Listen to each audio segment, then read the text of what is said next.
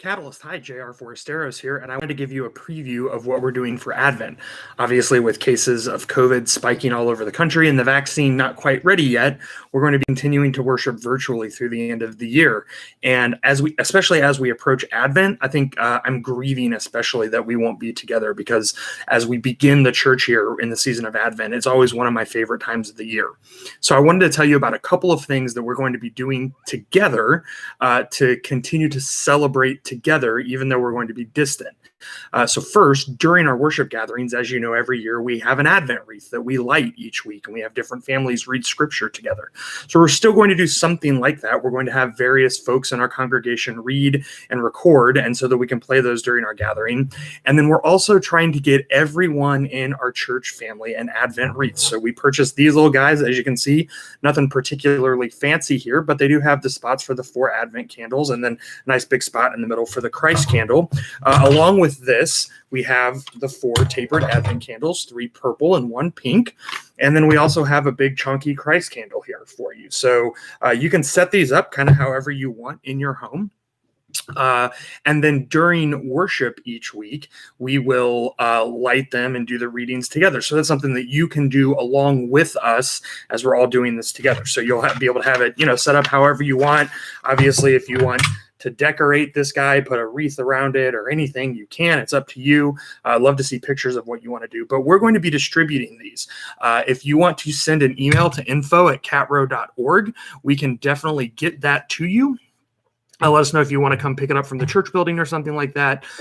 Or our leadership team is actually also going to be making deliveries where we can leave them on your porch or something like that as well. So again, we want to get these to everyone. Advent starts a week from Sunday.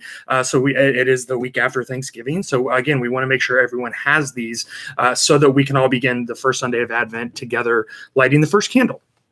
The other thing we're going to be doing is a spiritual formation exercise through the month of Advent, where we're all reading scripture together. I know many of you have heard of what's called the Lectionary. It's something that Catalyst occasionally preaches from, but the Lectionary is a way of reading through all of the scriptures over about a 3-year period. It's something that earlier generations of church mothers and fathers developed together, where every day, and particularly for our purposes, every Sunday, there are 4 different scripture readings. There is a text from the Old Testament, a text from a psalm, a text from the New Testament, and then a text from one of the gospel stories about Jesus.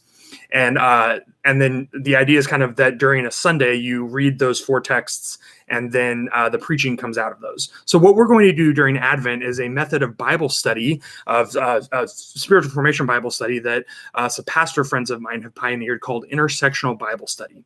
And the idea is that all week long, we're going to read through together as a congregation those 4 passages. So on Monday, we'll read the Old Testament text for the coming Sunday. On Tuesday, we'll read the Psalm. On Wednesday, we'll read the New Testament text. On Thursday, we'll read the gospel passage. And then on Friday, we'll ask that all-important question: how do these texts intersect? What happens when we read these texts kind of all together? And there's not one right answer to that, right? This is a question, a spiritual formation question. And so our hope is that in our Facebook group, which if you're not a part of, you can ask us to join. We'll happily let you join that. On Mondays, we're going to post, the first text, and Tuesday, we're going to post the Psalm, Wednesday, all the way through. And then it'll be a chance for us to discuss, as we do sacred readings of these texts, as we read them, what is God telling us? And then on Fridays, we'll be able to discuss, what do we see coming out of the intersection of these texts? Then, of course, on Sunday, when we gather for worship virtually, our preaching will come from those texts and come from the intersection. So it's a chance for us as a church to read scripture deeply, to read scripture together, to have conversations, to discuss, and then even to allow our preaching to be formed out of all of that. So that actually begins this coming Monday, because again, Advent begins the Sunday after Thanksgiving. And so the first Old Testament reading will be from the prophet Isaiah, and will begin on Monday. We'll post all of that in our weekly newsletter that goes out.